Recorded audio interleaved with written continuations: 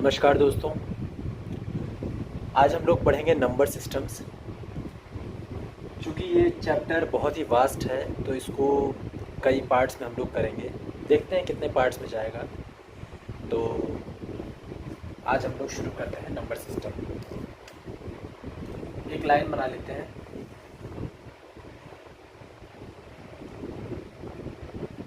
ये है 0, 1, 2, 3 and so on. -1, -2, -3 and so on. तो ये पॉजिटिव नंबर्स, ये नेगेटिव नंबर और ये 0। ठीक। तो नेचुरल नंबर्स क्या होते हैं? नेचुरल नंबर होते हैं including 1, 2, 3 and so on till infinity. ऐसे क्यों बनाया? क्योंकि इंक्लूडिंग है 1। ये एक्सक्लूडिंग क्यों? क्योंकि हम पता नहीं है कौन सा नंबर है, इसलिए। होल नंबर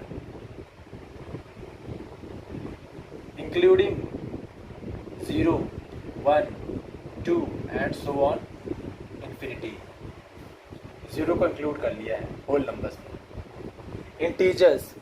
इंटीजर्स को रिप्रेजेंट करेंगे z से, -इन्फिनिटी and so on, -1, 0, 1 and so on till infinity. यहाँ तक क्लियर है? ठीक है। ये 3 कॉन्सेप्ट अभी क्लियर हो गए। कहेंगे साहब कि आपने ये तो दिखा दिया है कि 1, 2, 3, 0 क्या है, -1 ये सब क्या है, लेकिन अगर कहें कि 1/2 क्या है, यहाँ 3/2 क्या है, -1/4 क्या है, या इस तरह के नंबर, तो आते हैं अब रैशनल नंबर्स पे। रैशनल नंबर्स को डिनोट करेंगे स्मॉल r से। तो रैशनल नंबर को मान लेते हैं p/q के फॉर्म में है, where q is not equal to 0। अगर 0 हो गया तो फिर इन्फिनिटी हो गया।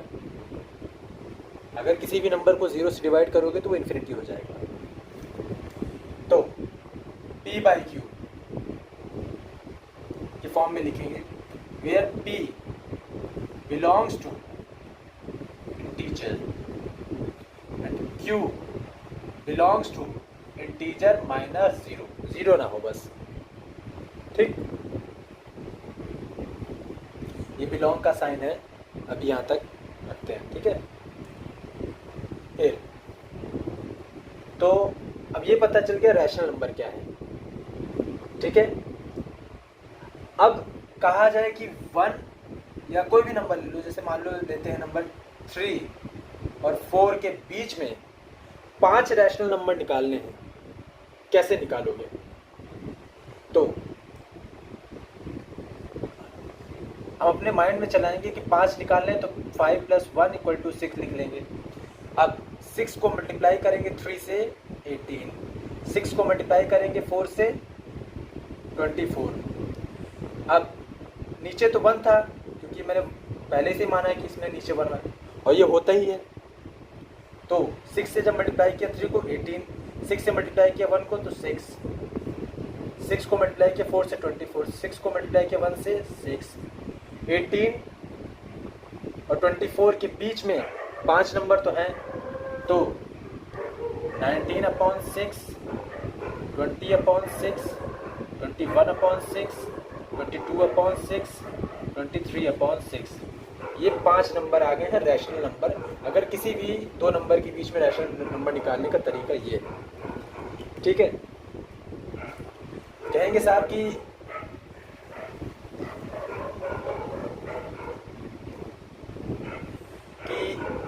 1/4 और 7/8 के बीच में 5 रैशनल नंबर निकाल के दिखाओ। तो पहले तो हम इन दोनों को बराबर करेंगे, डिनोमिनेटर को बराबर करेंगे। ठीक है। डिनोमिनेटर को बराबर करने के लिए इसको 8 लिख देते हैं। तो मल्टीप्लाई करेंगे 1/4 को 2 से,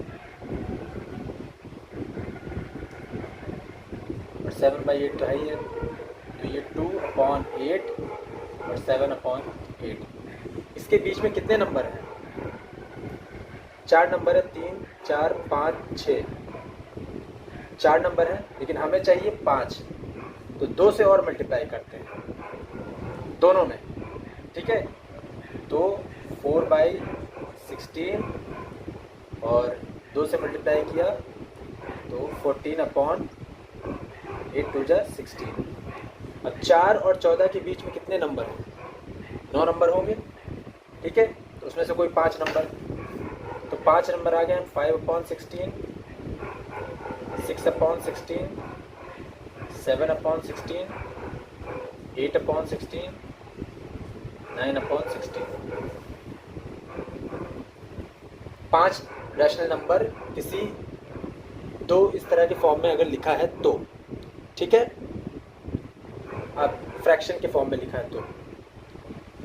अब आगे बढ़ते हैं।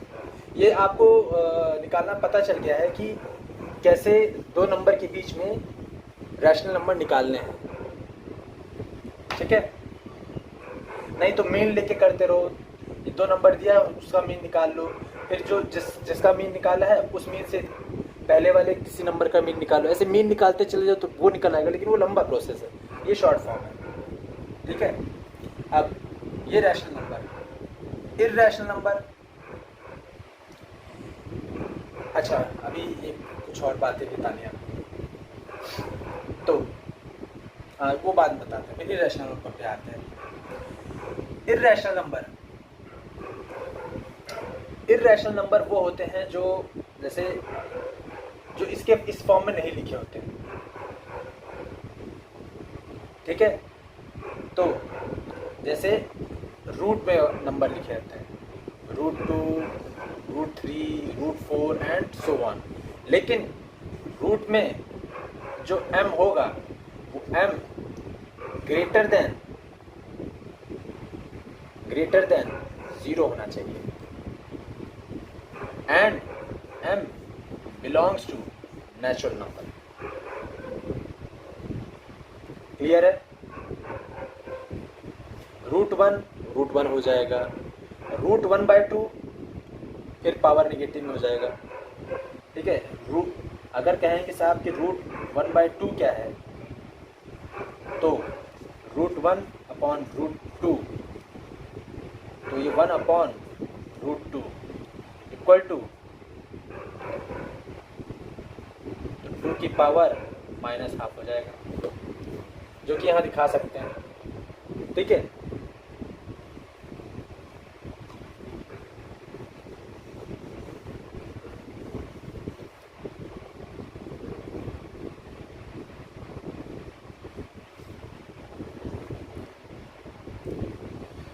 अब आगे बढ़ते हैं। Decimal expansion. डेसिमल एक्सपेंशन अगर किसी का करना है, अब इसको मैं बताऊं,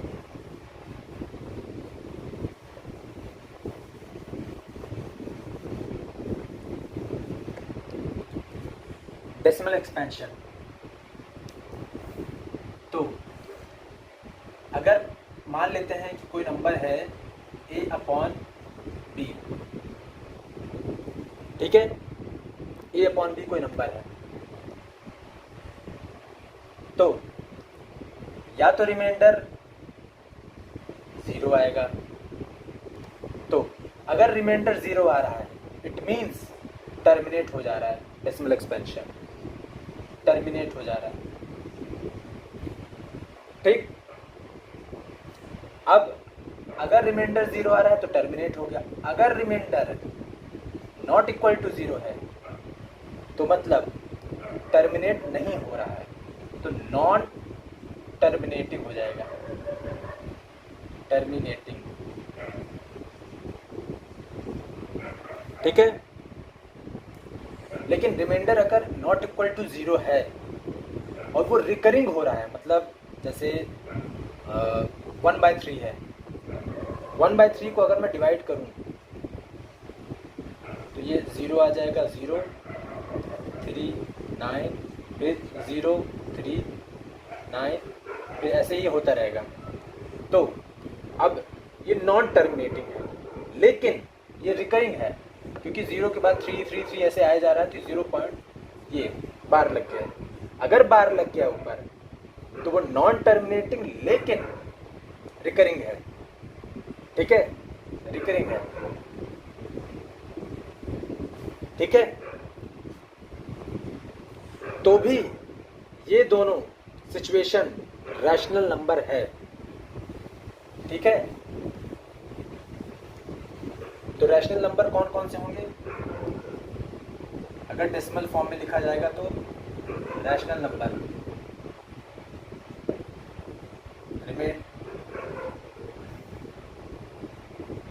टर्मिनेटिंग हो,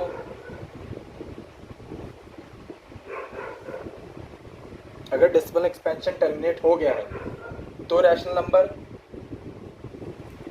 नॉन टर्मिनेटिंग टर्मिनेट नहीं हुआ है, मतलब रिमाइंडर 0 नहीं आया, लेकिन रिकरिंग है एंड रिकरिंग हो तो रैशनल नंबर हो गया। ठीक है, लेकिन इर्रेशनल क्या होगा?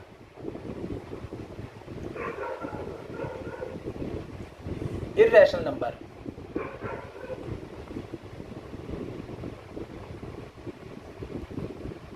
नॉन टर्मिनेटिंग, मतलब टर्मिनेट भी ना करे और साथ में नॉन रिकरिंग। ठीक है, अभी जो मैंने आपको बताया है कि -1/2 अभी वो आपके सिलेबस में नहीं है, तो आगे बढ़ते हैं। तो मैंने पावर में -1/2 बताया है ना, वो सिलेबस में आपके नहीं है। 2 की पावर -1/2 वो भी आपके सिलेबस में नहीं है। Non terminating and non recurring. ठीक है, तो ये है इर्रेशनल नंबर। अच्छा, तो नॉन टर्मिनेटिंग नॉन रिकरिंग में जैसे √2 की वैल्यू आती है समथिंग 1.41 एंड सो ऑन, पाई की वैल्यू समथिंग आती है। ठीक है, अभी 3 पॉइंट समथिंग आता है ना, तो वो अभी इसको अगर आप कहोगे कि 22/7 लिखते हैं हम लोग, तो 22/7 अप्रॉक्सीमेट होता है, वो कोई एग्जैक्ट वैल्यू नहीं है पाई की। ठीक है, अभी आगे बढ़ते हैं। 2 चीज़ें और सिखाता हूँ मैं आपको, फिर इस पार्ट को भी यहीं तक रहने देते हैं।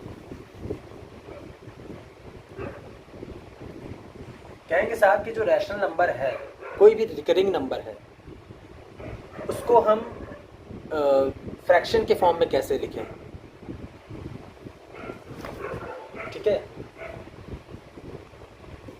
जैसे 0.33 ऐसे करके नंबर किया है, इसको फ्रैक्शन के फॉर्म में कैसे लिखें? तो ये 0.3 बार है, इसको मान लेते हैं x, तो 10x = 3.3 बार। ठीक है, 10 से क्यों मल्टीप्लाई किया, 100 से क्यों नहीं मल्टीप्लाई?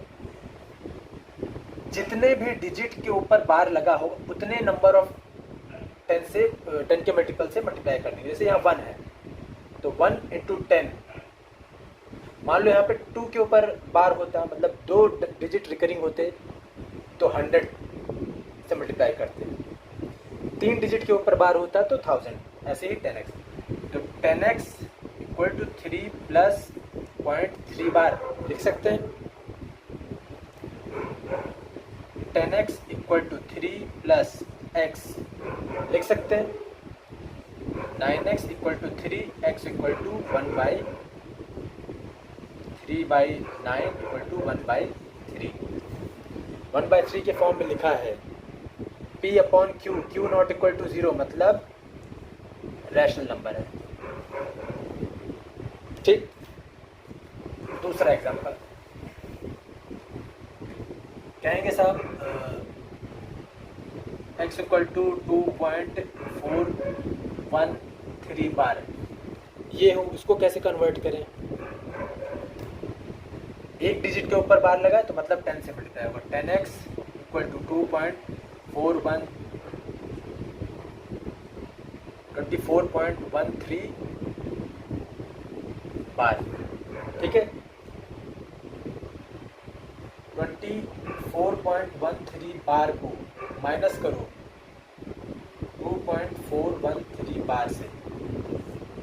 ठीक है, इसको क्या हम इस फॉर्म में लिख सकते हैं, 3 बार कैंसिल, 0, 3 में 1 गया 2, यहाँ से 1 कैरी ले गया, 11 में 4 गया 7, 3 में 2 गया 1 और ये 2, 21.72 प्लस 2.413 बार लिख सकते हैं। भाई जो माइनस किया है वो यहाँ पे प्लस होगा तभी तो ये आएगा। और ये 10x, तो 10x equal to 21.72 plus x लिख सकते हैं। तो 9x equal to 21.72, x equal to 21.72 upon 9 equal to 2172 upon 900। अगर इस फॉर्म में लिखा p बाई क्यू के फॉर्म में का q नॉट इक्वल टू 0 तो रैशनल नंबर है। So real number includes rational number and irrational number. ये रियल नंबर, अगर रियल नंबर इंक्लूड कर रहा है रैशनल नंबर और इररेशनल नंबर को, तो जब हम ये रिप्रेजेंट कर सकते हैं इसमें, तो इसलिए ये रियल नंबर लाइन है। ठीक है, यहाँ तक क्लियर है। एक चीज़ मैं ऐड करना चाहता हूँ कि √2 मैंने आपको बताया नहीं इररेशनल नंबर कैसे नंबर लाइन पे रिप्रेजेंट होता है। √2 √3 कैसे फाइंड करेंगे, क्योंकि अब ये टर्मिनेट तो नहीं होगा डेसिमल एक्सपेंशन में कहीं, क्योंकि non terminating non recurring number है।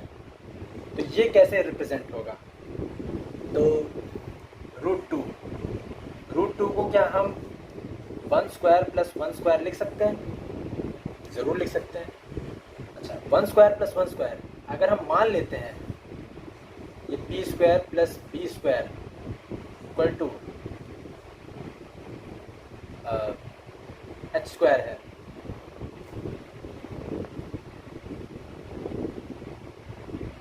सॉरी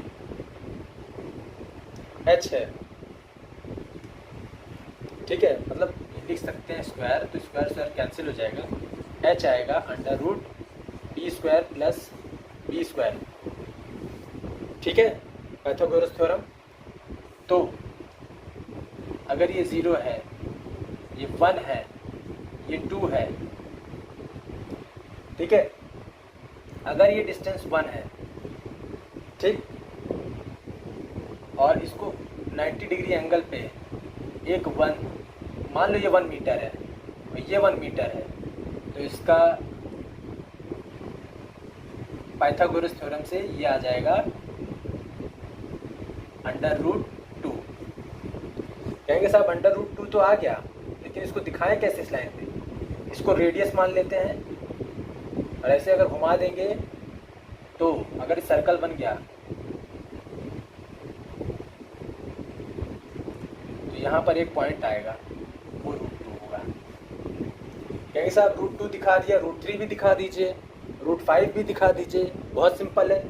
√2 आ गया है, इसको बेस मान लो, इसके ऊपर 1 मीटर का लेंथ बना के, अगर 1 मीटर इसका वो यूनिट है, तो ये 1 है, फिर से वही सेम अप्लाई कर दो यहाँ पे पाइथागोरस थ्योरम। √2 √2 और 1, तो अंडर √2 का स्क्वायर 2, 1 का स्क्वायर 1, तो 3 हो गया, तो √3। इसको रेडियस मान के बना दो सर्कल, √3 आ जाएगा। ऐसे ही एक के बाद एक बनाते चले जाएंगे तो बनता जाएगा। ठीक है, यहाँ तक क्लियर है? ठीक, ओके, बस ये चीज़ मुझे ऐड करना था।